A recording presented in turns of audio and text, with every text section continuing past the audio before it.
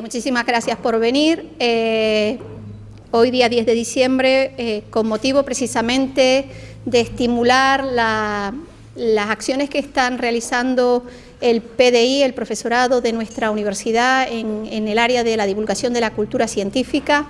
Queremos presentar directamente, digamos, una de las plataformas más importantes a nivel internacional para la divulgación de la cultura científica.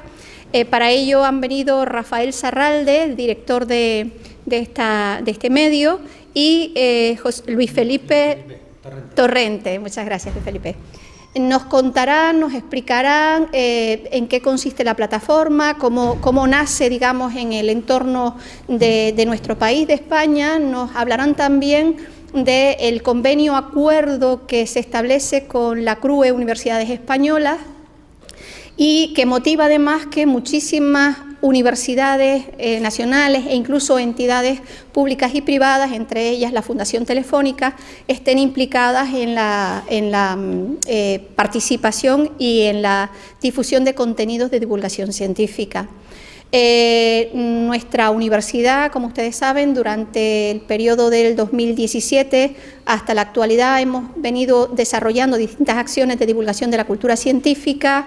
En particular, una de ellas ha sido la publicación en prensa de artículos de divulgación científica que hemos desarrollado desde el Vicerrectorado de Cultura y Sociedad en colaboración con el Gabinete de Comunicación y también con el área de investigación, con el Vicerrectorado de Investigación, Innovación y Transferencia, de manera que el PDI, que voluntariamente quería, podía publicar artículos tanto en la provincia como en Canarias 7. Pero, digamos, ese periodo de tiempo ya ha transcurrido, hay un colectivo de profesionales de nuestra universidad que de forma habitual realiza esa comunicación e incluso dentro de sus grupos de investigación y de sus grupos y de sus institutos cuentan con comunicadores, y es una de las acciones también importantes de este equipo actual hacer visible el listado de divulgadoras y divulgadores de nuestra universidad, que se encuentra también accesible, disponible en ULPGC Research. Todo esto lo cuento precisamente porque queremos sumar a lo que se ha venido haciendo hasta ahora con la adhesión de la Universidad de Las Palmas de Gran Canaria a esta plataforma. Está pendiente, en breve se firmará este convenio de adhesión, lo que permitirá que el PDI pueda publicar sus artículos, en todo momento siempre orientados con un equipo técnico con el que cuenta la plataforma, que además esos artículos, una vez que estén publicados, van a contar además con el logo de la Universidad de Las Palmas de Gran Canaria.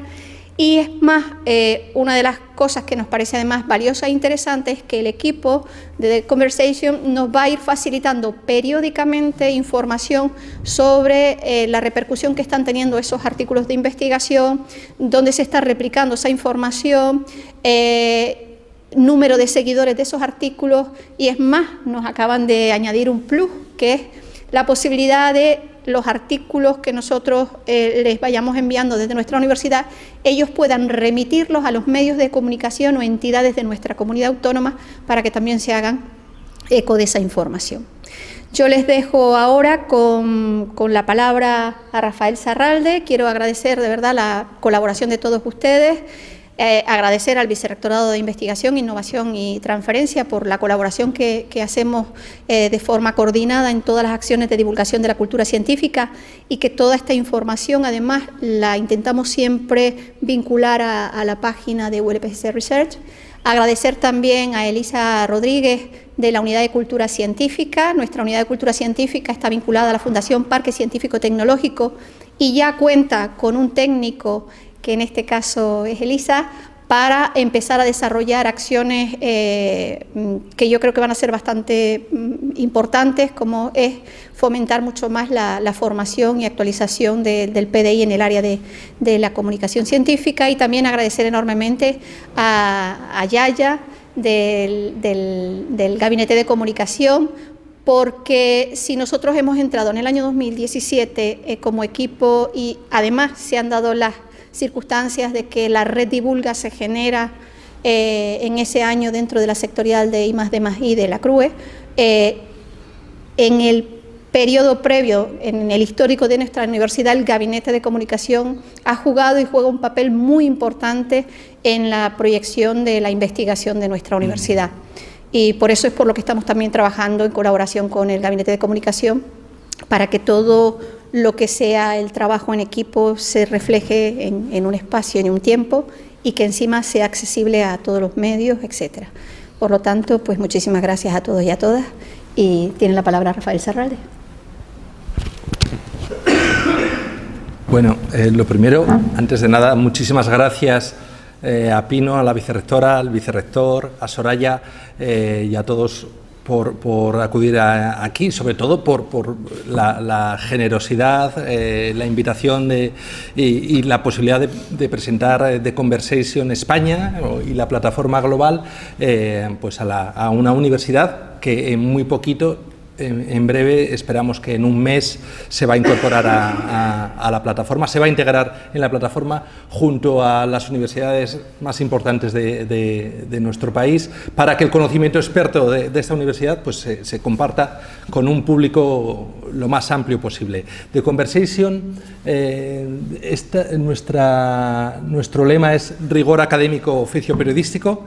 Es, bueno, de forma muy sucinta, The Conversation ofrece gratuitamente artículos divulgativos de gran calidad, escritos por especialistas académicos sobre asuntos contemporáneos, y subrayo lo de aportando soluciones, porque nosotros no solo ofrecemos o hablamos de los problemas, sino que procuramos que nuestros expertos también nos ayuden a buscar soluciones a los grandes asuntos contemporáneos. A The Conversation le inspira una idea revolucionaria, y es, bueno, cómo convertir el conocimiento tan extenso que hay en el mundo universitario, cómo convertirlo en una gran fuente editorial para que ese conocimiento sea compartido por el gran público. Y esa es la pregunta que se hizo el fundador de The Conversation, Andrew Jaspan, en el año 2011. Andrew Jaspan es un periodista británico afincado en Australia, y con esa idea pues empezó a buscar respuestas, y ese mismo año puso en marcha la edición de Australia. Al poco, 2 años después, se abrió la primera edición en Europa, que fue en el Reino Unido. No sé si hablar ahora de Europa citando el Reino Unido es muy correcto, pero bueno, la segunda edición fue la del Reino Unido, la tercera fue la de Estados Unidos, y después se fueron abriendo ediciones pues en África, una edición que está financiada íntegramente por la Fundación Bill y Melinda Gates. Después se abrieron ediciones en Francia, en Indonesia, en Canadá, y nosotros somos la primera edición en español. The Conversation España nació en el verano de 2018, y somos, bueno, la primera edición en español, con la idea, cuando Andrew Jaspan nos ofrece la posibilidad de abrir The Conversation en España, están pensando en España, pero están pensando sobre todo en América Latina, o sea, en el gran potencial del español como lengua divulgativa y como lengua que permita acceder a una audiencia potencial de 500 millones de personas.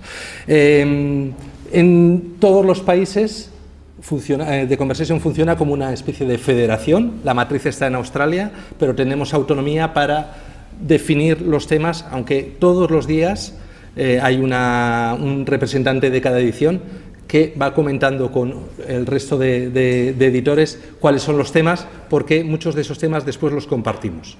Nosotros arrancamos, como os decíamos, en 2018, en verano de 2018, con el apoyo primero de una serie de instituciones fundacionales, CSIC, la CRUE, y luego me detendré en la CRUE, la Universidad Nebrija, la Universidad Politécnica de Madrid, el Instituto Empresa, la Universidad del País Vasco, la Universidad de Alcalá y la Universidad Camilo José Cela. Y después tenemos una serie de socios estratégicos que son fundaciones, sobre todo la Fundación Telefónica, la Fundación Madrid +D, que se incorporó hace muy poquito, la Fundación Lili, colaboradores de contenidos como Casa África, el Instituto Elcano, y después instituciones colaboradoras que se han ido incorporando con el tiempo, entre está el ISPA, y después ya universidades como la Autónoma de Madrid, Carlos III, Complutense, Castilla-La Mancha, Universidad de Córdoba, Deusto, Extremadura, Granada, Jaén, Murcia. Bueno, las podéis ver todas. Tenemos dentro de Conversation ya están todas las públicas madrileñas.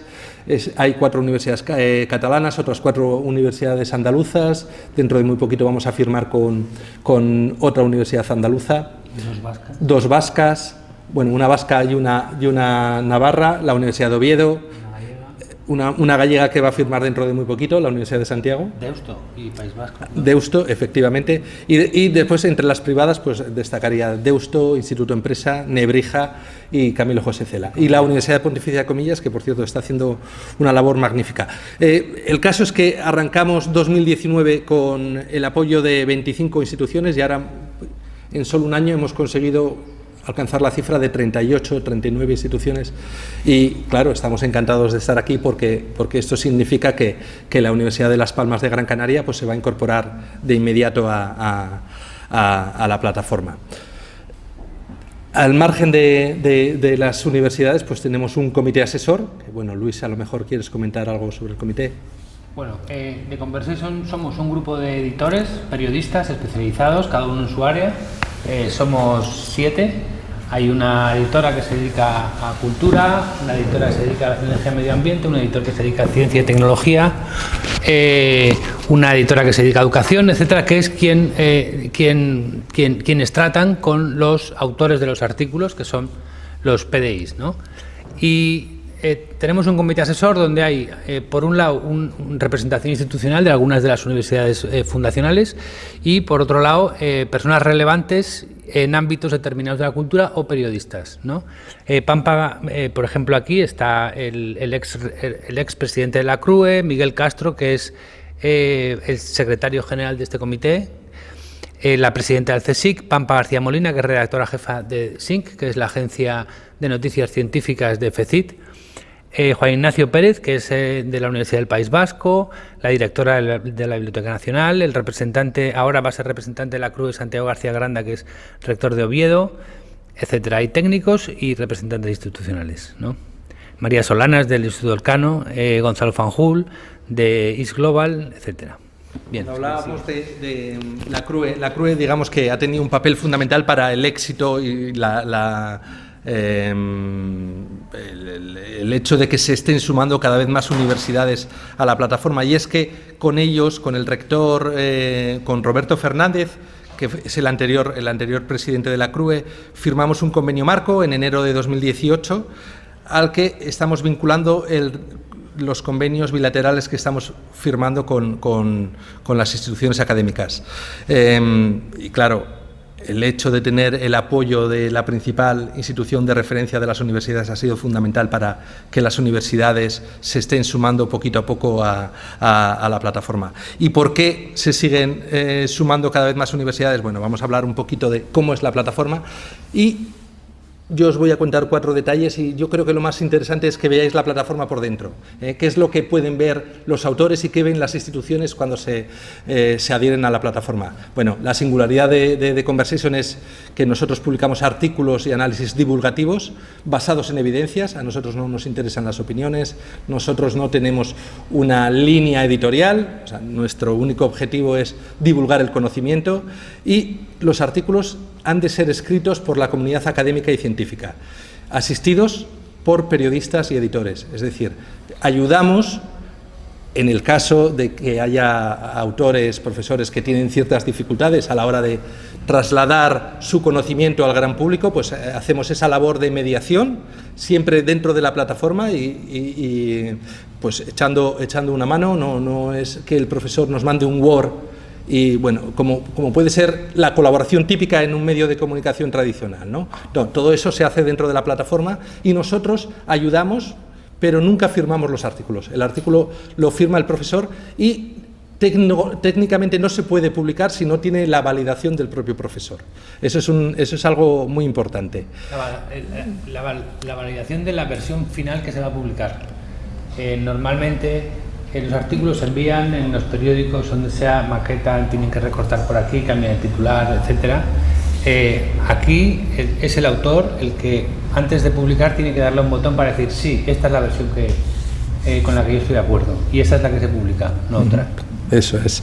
¿Qué es lo que nos hace diferentes? Pues 3 puntos fundamentales. Uno, por un lado, conjugamos, The Conversation conjuga la credibilidad de los que saben qué contar, es decir, vosotros, los expertos, y la habilidad de los que saben contarlo, son los periodistas. Por otro lado, académicos y científicos de todo el mundo comparten sus conocimientos sobre los grandes asuntos.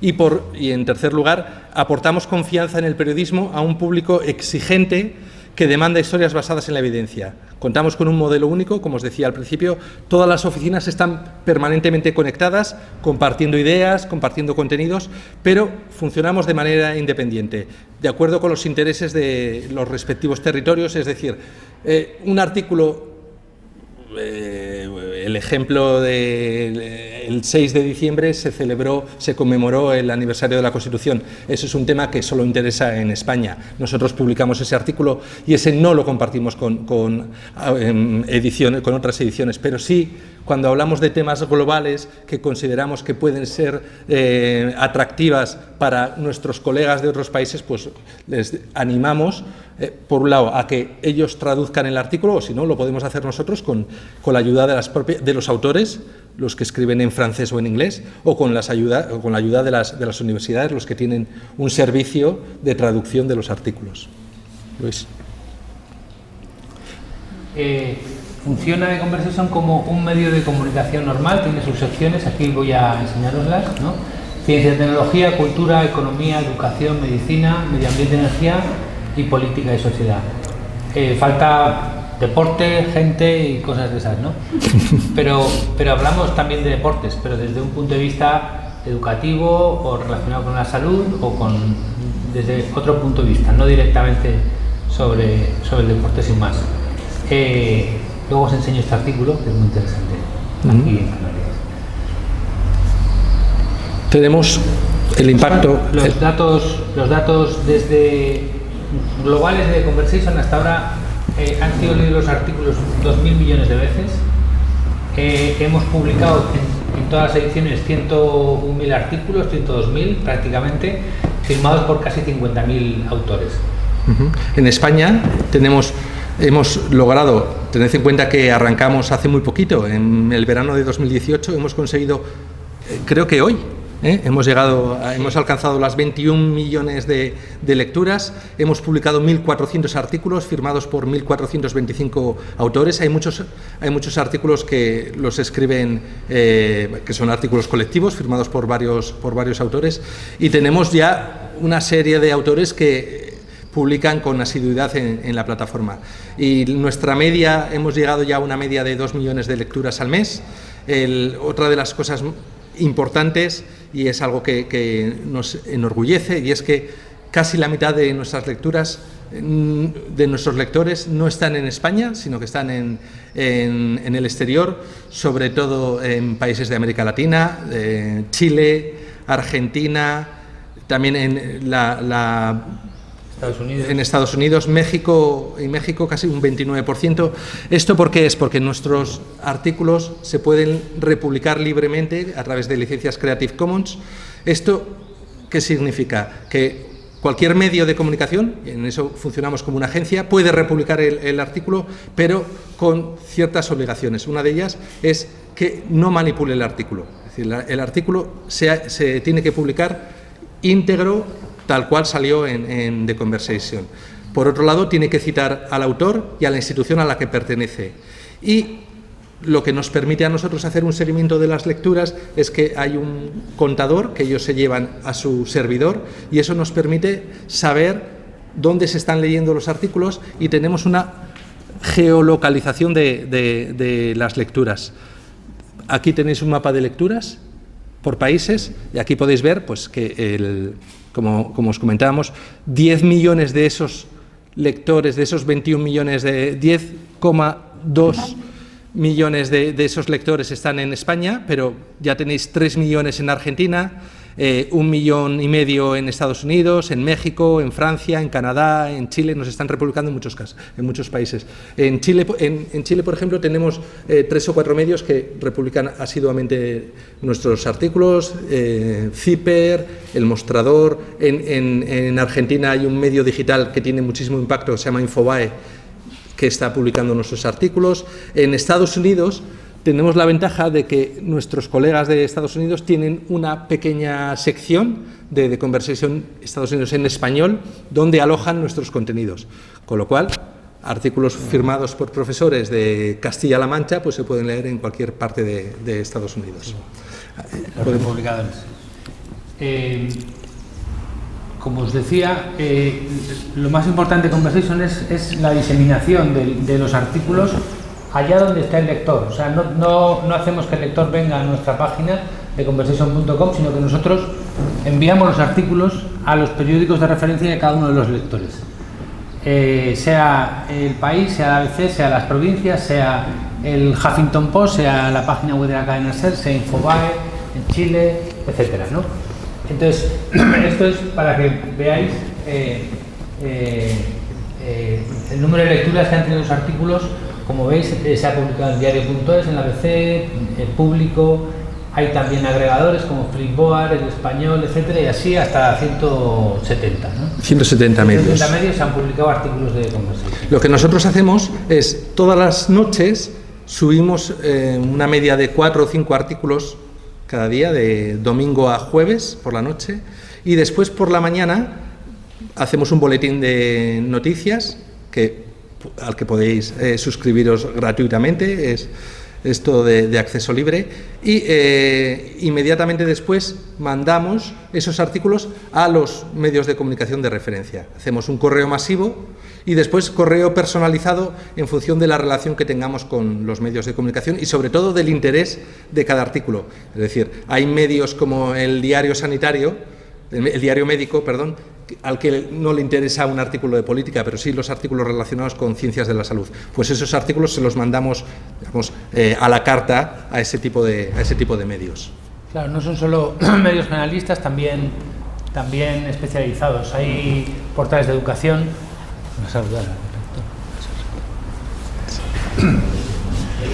Sí, sí. Sí.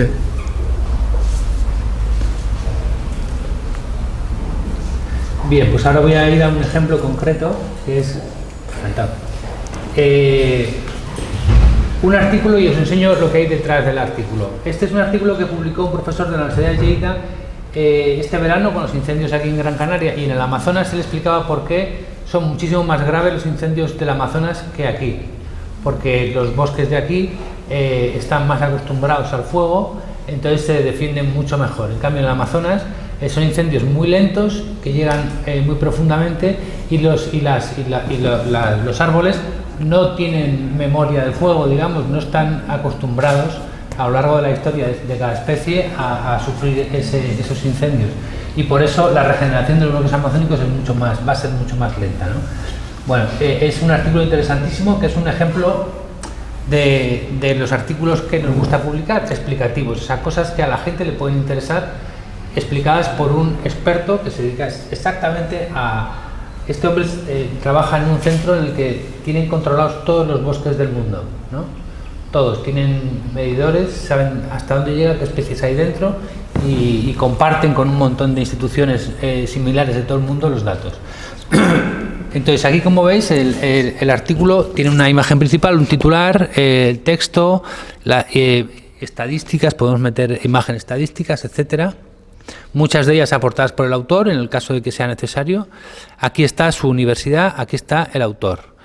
Como veis, no está el editor. Hay una cláusula de divulgación. Si tiene algún conflicto de interés relacionado con el tema del que está escribiendo, tiene que decirlo, tiene que hacerlo público. Por ejemplo, un día de estos vamos a publicar un artículo de un profesor del Instituto de Empresa que además tiene una empresa que se dedica a una cosa que se llama una empresa que se dedica a asesorar a constructoras para que los edificios sean climáticamente sostenibles, ¿no? Entonces, como él es fundador de una empresa que se dedica a eso y el artículo explica la importancia de hacer edificios climáticamente sostenibles, pues tiene que poner ahí: el autor es fundador de la empresa tal que se dedica a esto. Bien, Víctor Resco tiene su ficha propia, accesible para cualquier lector, donde dice qué universidad es, tiene una biografía, tiene los artículos que ha escrito, que Víctor creo que ha escrito bastantes, 1, 2, 3, 4, 5, 6, aquí se accede a todos, 8. Bueno, y él pone aquí, si quiere, su usuario de Twitter, su correo electrónico, si lo quiere poner a la vista, o si no, lo veo yo, pero no lo ve un lector normal, su ORCID, etcétera. Y tiene un área de trabajo a la que puede acceder él, que es esta, donde se ve el impacto que han tenido todos sus artículos. Los han leído 80.000 personas, ha publicado 8. Estos son los sitios, los países del mundo desde el que han sido leídos. El naranja es Argentina, el amarillo es Estados Unidos, el verde es Francia, etcétera. Estos son los medios que han republicado sus artículos y el número de lecturas. Como veis, 17.000 en nuestra página. Infobae, el diario.es, Flipboard, la cadena SER, Público, Nueva Tribuna, El País, el periódico de Cataluña, GaCiencia, que es un portal de ciencia en gallego, que traduce con frecuencia artículos nuestros. Traduciendo tanto al gallego como al euskera, como al catalán.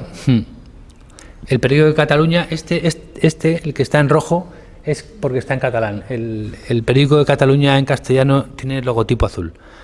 Para nosotros. Huffington Post, hoy, como veis, hay digitales, hay agregadores, hay revistas, hay periódicos regionales, provinciales. Mira, perdón, es al revés, el periódico de Cataluña. Y aquí, por ejemplo, está el artículo del que hemos hablado, que han leído 10.000 personas, ¿no? Bien, entonces Víctor ahora no está trabajando en ningún artículo, pero si estuviera trabajando en un artículo, se vería algo similar a lo que os voy a enseñar ahora, para que veáis el área de trabajo en el que compartimos tanto el autor como los editores. Aquí escribimos simultáneamente tanto el autor, que es aquí Víctor Resco, como la editora de Medio Ambiente y Energía, que es Lucía Caballero. Y aquí van escribiendo y se pueden decir cosas, se pueden mandar mensajes a través de la página. Pueden también comunicarse por correo electrónico, por WhatsApp o como quieran. Si Lucía tiene algo que puntualizarle, por ejemplo, esta afirmación necesita un enlace al paper correspondiente, que lo citas pero no lo has enlazado. Entonces se lo marca ahí en negrita y Víctor le facilita el enlace o lo pone él directamente. Porque este es un editor como un editor cualquiera. Un editor como si fuera el Word o algo parecido. Esto se convierte en ladillo. Os lo puedo enseñar, no se va a estropear, ¿veis? He hecho el ladillo, etcétera. Se ponen negritas, se pone cursivas, enlaces, fotografías, etcétera, ¿no? Y cuando Lucía ha terminado su trabajo de edición, le manda un mensaje a Víctor a través, claro, yo no veo lo mismo que ve ella. Le envía un mensaje, Víctor recibe un correo diciéndole ya está preparado su artículo, tiene que leerlo, revisarlo y aprobarlo. Él lo aprueba y ya lo podemos publicar. Claro, nosotros lo hemos hablado con Pino en varias ocasiones, en las conversaciones que hemos tenido, y lo que queremos, y yo creo que es el mensaje que captó desde el primer momento la CRUE, cuando decidió apoyarnos institucionalmente, fue que nosotros queremos que las universidades nos vean como aliados, O sea, somos altavoces. Evidentemente toda la labor que hacen las universidades cada vez más, sobre todo con el tema de la comunicación científica y la divulgación científica, es cada vez más notable. Pues nosotros creo que hemos llegado en un buen momento. Seguramente si hubiéramos planteado la posibilidad de poner en marcha The Conversation en España hace 10 años, hubiéramos fracasado, pero vamos, sin ninguna duda, porque en eso llevamos cierta desventaja con respecto a países donde la cultura de la divulgación está como muy interiorizada. Pero estamos en un buen momento, todas las universidades han creado unidades de cultura científica, hay algunas universidades que han creado cátedras de cultura científica, como la Universidad del País Vasco, y por otro lado se está moviendo algo también a nivel político, ¿no? La CRUE ya ha planteado la guía de divulgación, el hecho de que la divulgación cuente de la misma manera, cuente en el currículum de la misma manera que cuenta la docencia o la investigación, o sea que creo que hemos llegado en un buen momento y lo que queremos es que aprovechéis al máximo la posibilidad de publicar en The Conversation y que sepáis que vais a tener todo tipo de facilidades, de ayudas por parte de editores expertos en esos temas y que recordad que todo el protagonismo es para los profesores, para vosotros.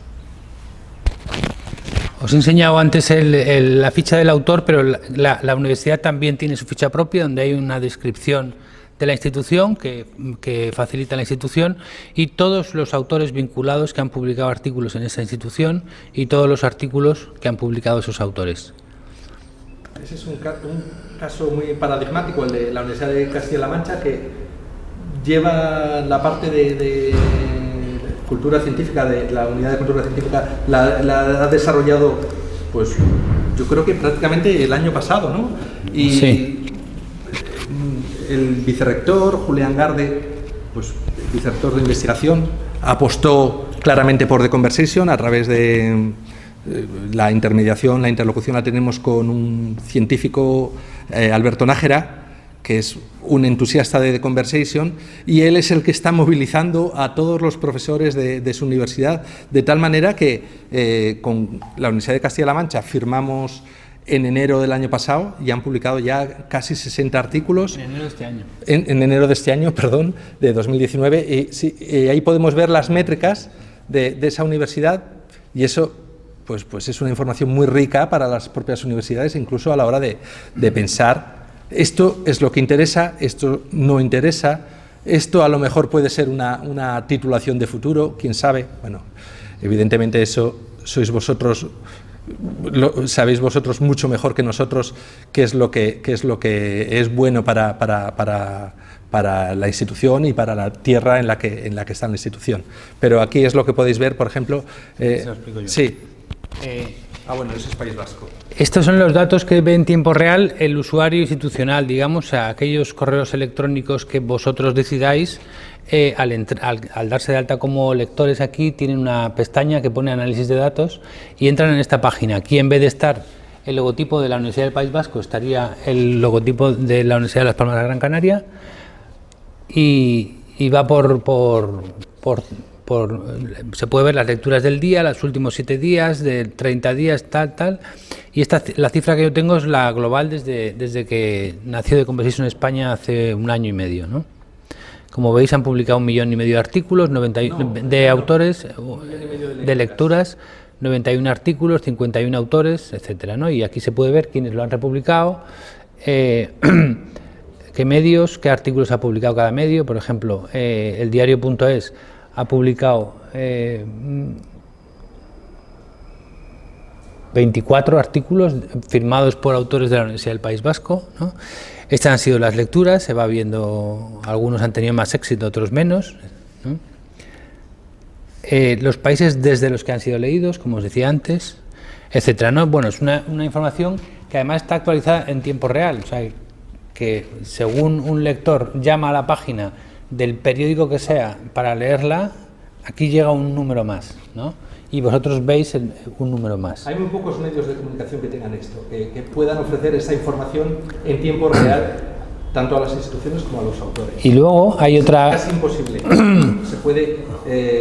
se puede hacer ese cálculo en papel, en función, pero claro, sabemos cuántas personas han comprado el periódico, pero no sabemos cuántas personas han leído ese artículo. Aquí sí que podemos saberlo, porque tenemos, como os contaba, ese contador que se lleva que cogen de nuestro servidor, nos permite a nosotros hacer un control del impacto. Y otra cosa que se puede hacer es comparar con otras universidades, con 4. Esto seguro que anima mucho. Por ejemplo, aquí he puesto yo la Universidad de Castilla-La Mancha y la del País Vasco. Entonces, la roja es el País Vasco y la verde es la Universidad de Castilla-La Mancha. Últimamente van mejor los de Castilla-La Mancha que los del País Vasco, ¿no? Aquí los 91 artículos frente a 57, 1,5 millones frente a 700.000, o sea, prácticamente el doble del País Vasco que Navarra, ¿no? Estamos hablando de dos universidades que se han implicado mucho en la plataforma, y yo creo que la clave del éxito de la Universidad de Las Palmas es en The Conversation precisamente es eso, en que sea una universidad muy proactiva, que sepa que nosotros estamos siempre detrás ayudando, y que nosotros hay una especie de feedback. Nosotros todas las semanas mandamos un correo proponiendo temas a las universidades, a los interlocutores de nuestras universidades, normalmente en función de la actualidad. O sea, digamos que tenemos un criterio más periodístico. Y por otro lado, los interlocutores de las universidades nos proponen temas en función de líneas de investigación.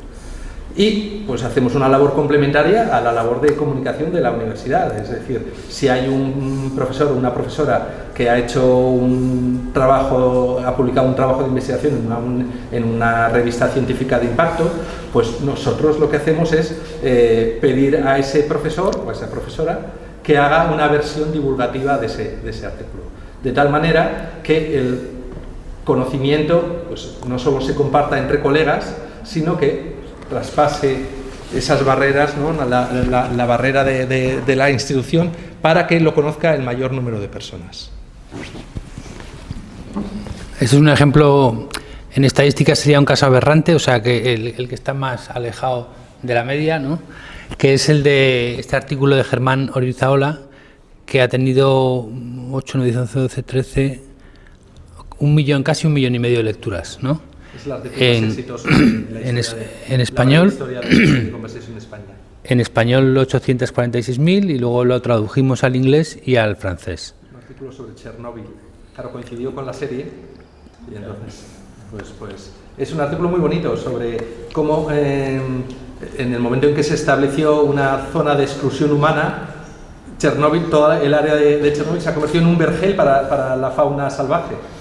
Hay pumas, osos, pájaros de todo tipo, cuando en principio todo el mundo podía pensar que eso se había convertido, vamos, en tierra muerta, ¿no? Pues bueno, el artículo ha tenido muchísimo éxito. Entonces, el único impacto, el único beneficio para el autor del artículo no es el ser leído. El ser leído o ser republicado por medios y que mucha gente llegue a leer artículos que han escrito ellos, ¿no? Hay otro tipo de impactos que tienen que ver más con el establecimiento de redes profesionales. El autor tiene ahí un área donde puede ir poniendo qué consecuencias ha habido tras la publicación del artículo, ¿no? Muchas veces ellos se enteran y nosotros hay veces que no. Entonces le pedimos que lo escriban ahí en un pequeñito formulario. A Víctor Resco, por ejemplo, él anotó en su área personal dentro de la plataforma que le llamaron para hacer una entrevista en un programa de Juan Luis Cano que se llama en Melodía FM, que se llama Las piernas no son del cuerpo. Lo publicaron en versión impresa en el periódico de Cataluña. En National Geographic adaptaron el texto y le hicieron una entrevista a él, y aquí pone el enlace, en National Geographic. En La Vanguardia le entrevistaron después de haber leído el artículo, etcétera. Hay otros profesores, como por ejemplo tengo por aquí José Vicente López, me parece, pero me lo contó el otro día. Es un profesor de la Politécnica de Madrid.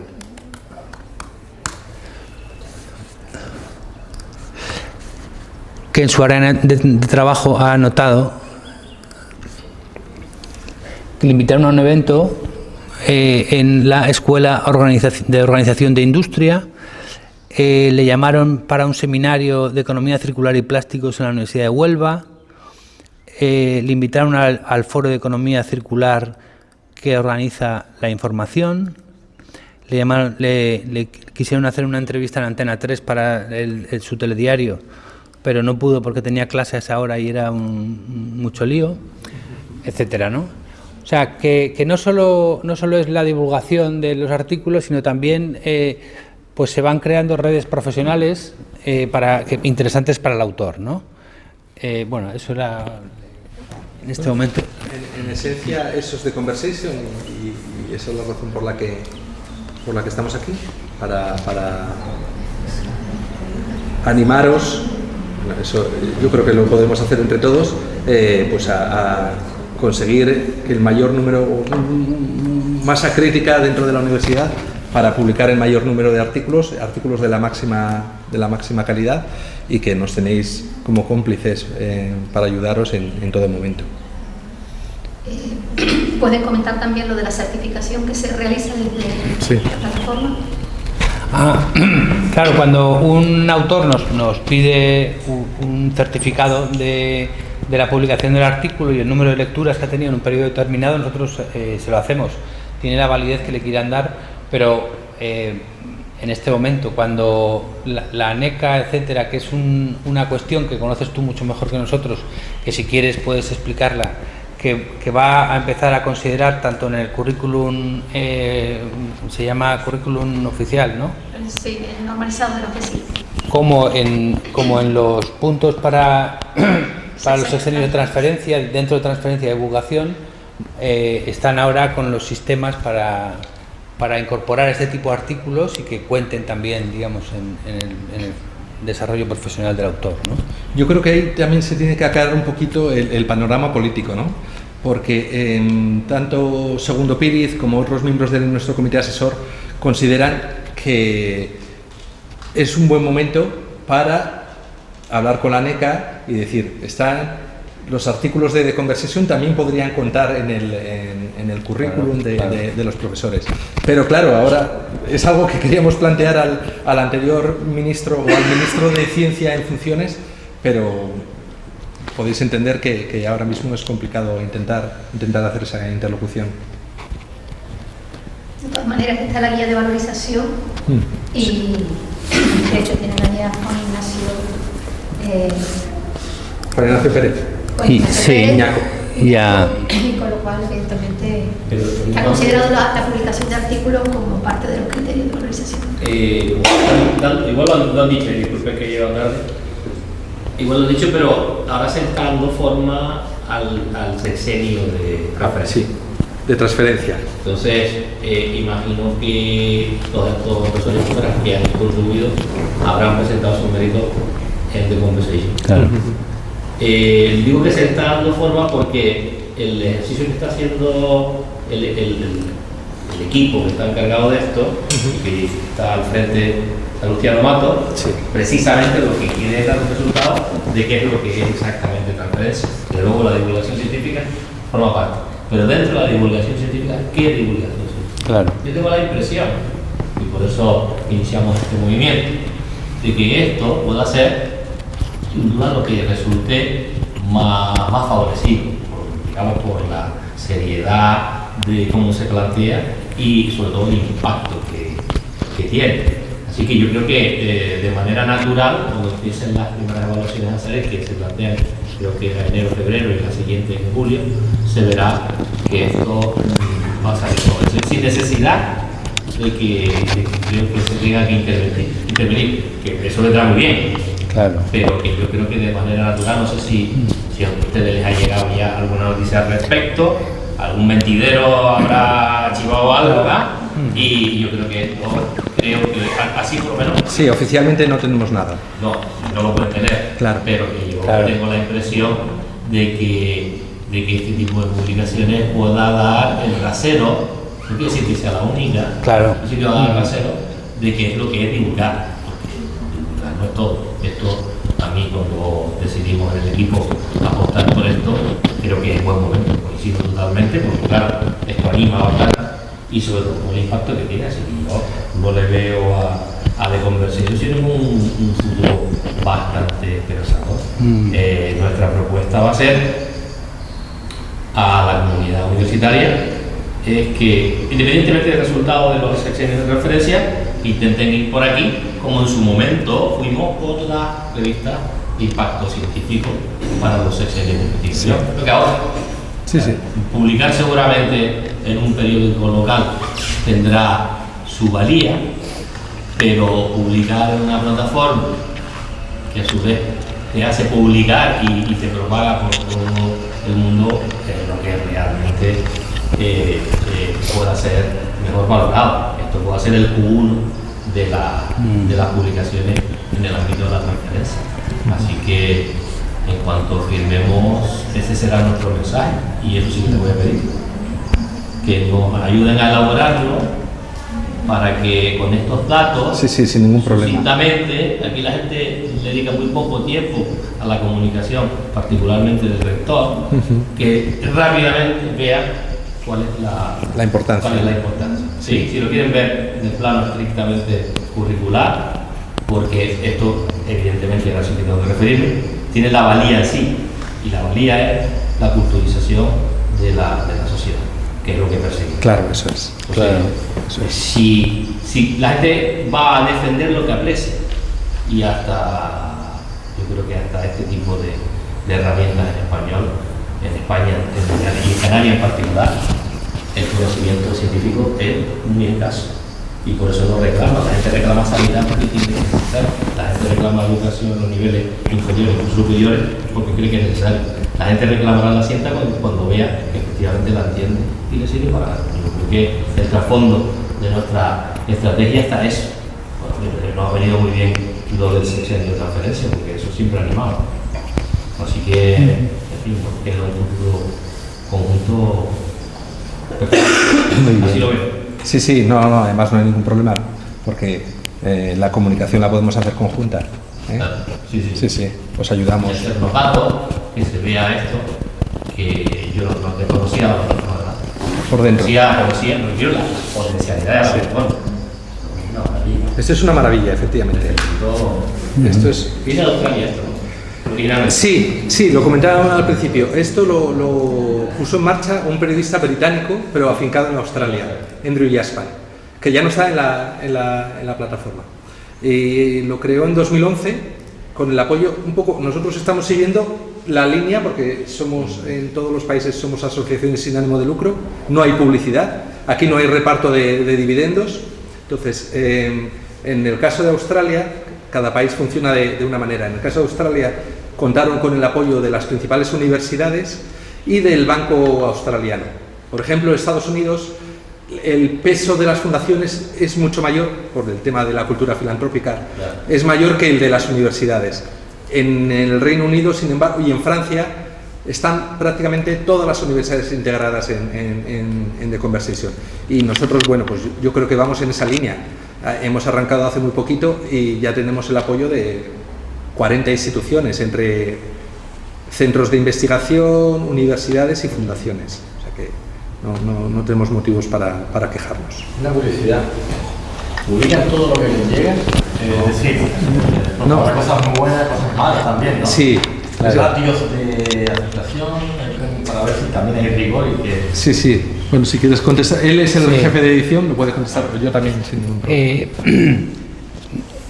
Los autores de las universidades colaboradoras van a la página, envían, le dan un botón, rellenan un formulario que es su propuesta, ¿no? Que pide un titular, o sea, un resumen de qué trata el artículo que propone, por qué cree que es relevante, y si cree que es relevante para la actualidad o para el futuro, etcétera. Bueno, rellena un formulario muy cortito, envía, nos llega a nosotros, y nosotros eso, el editor correspondiente del área, conmigo, con Rafa, y en algunos casos con el comité asesor, decidimos si le pedimos el artículo que lo desarrolle o no. También funciona al revés. Nosotros a los interlocutores de cada institución todas las semanas les enviamos un correo electrónico donde le contamos qué temas nos interesaría desarrollar en forma de artículo divulgativo en función de la actualidad.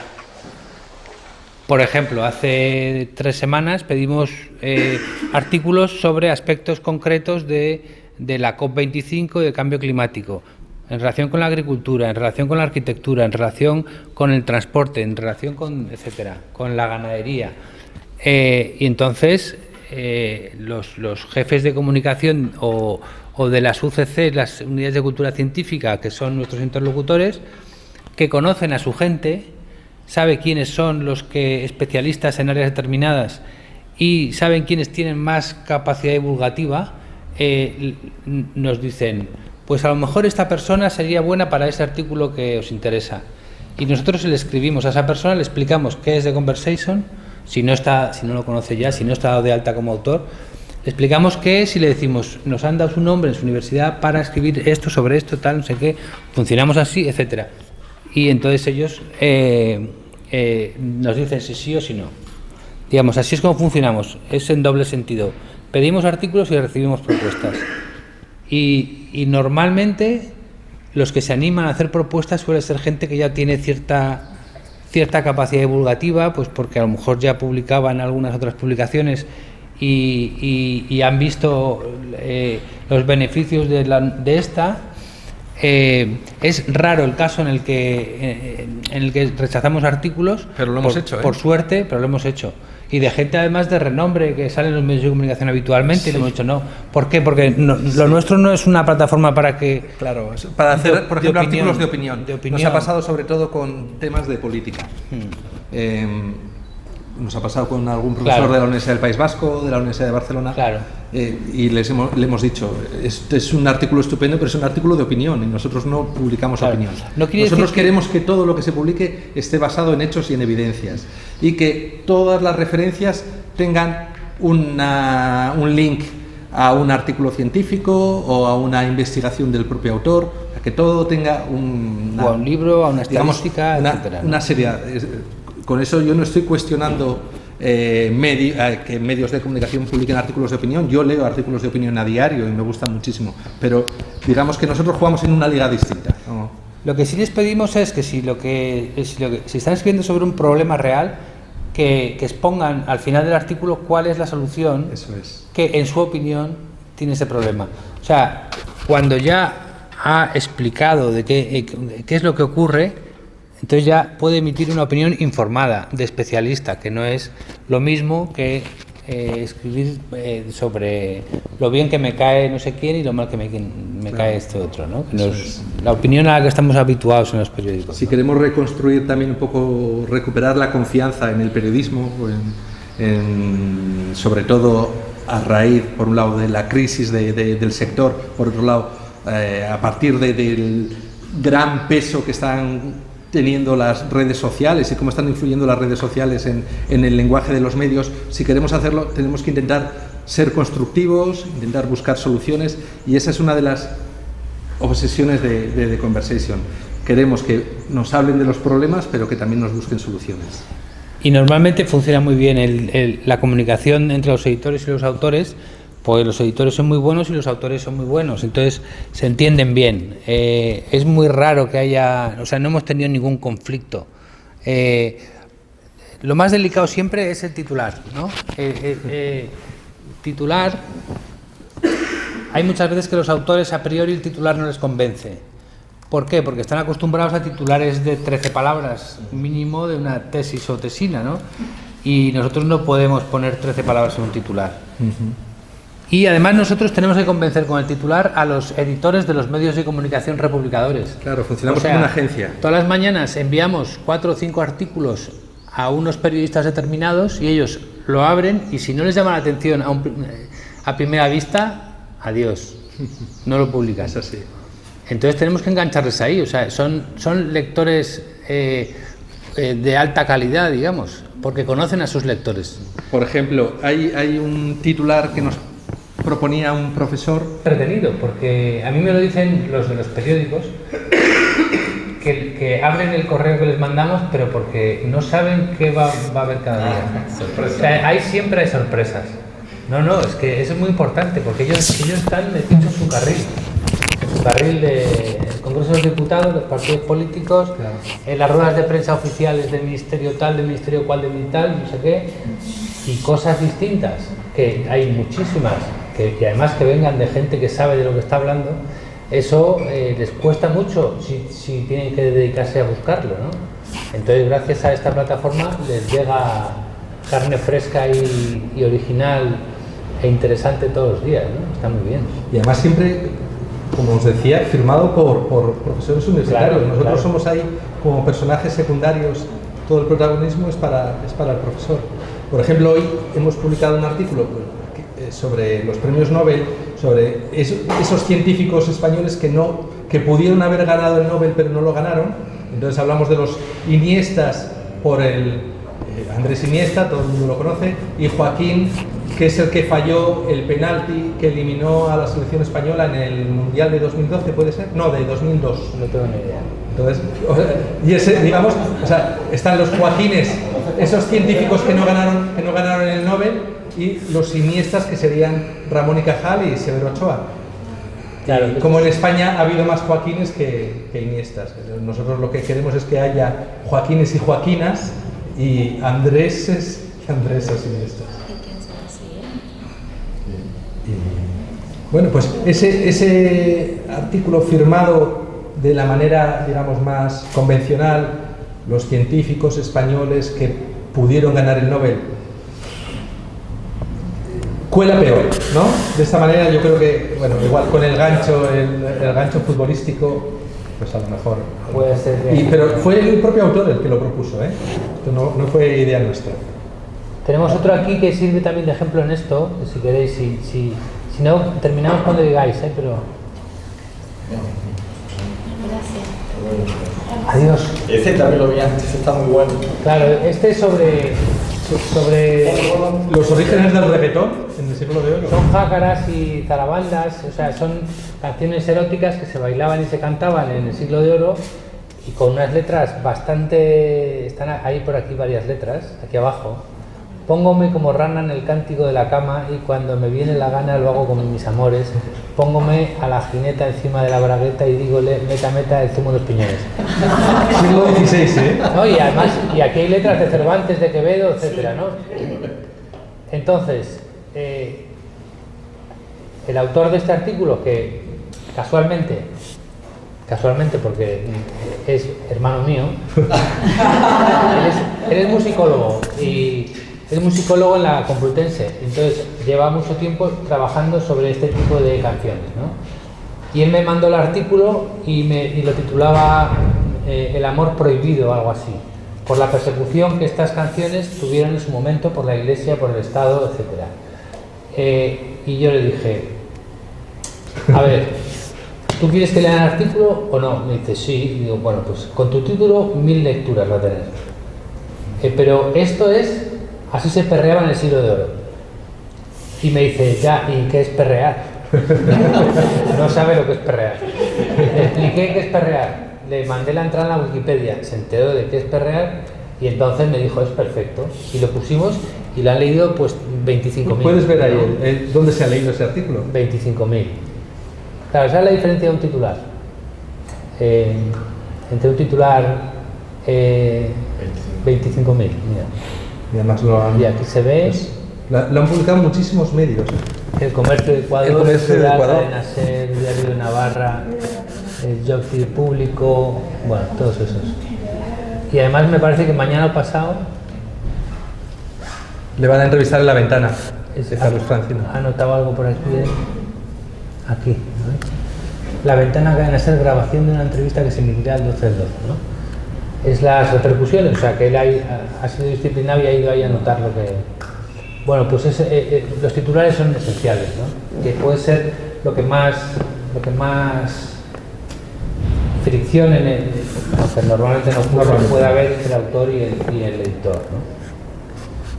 Pero en general es muy buena, ¿no? Sí, es muy gracioso porque como vamos viendo cómo crece dentro de la plataforma el artículo, vemos que hay profesores que se obsesionan con el titular y lo cambian hasta, no sé, como 6 o 7 veces todos los días hasta que se publica. Pero recordad que el artículo no se puede publicar si el profesor no está de acuerdo con ese titular o con alguna parte de la edición. Perfecto. Bueno, gracias de nuevo. Gracias a vosotros. Compañía.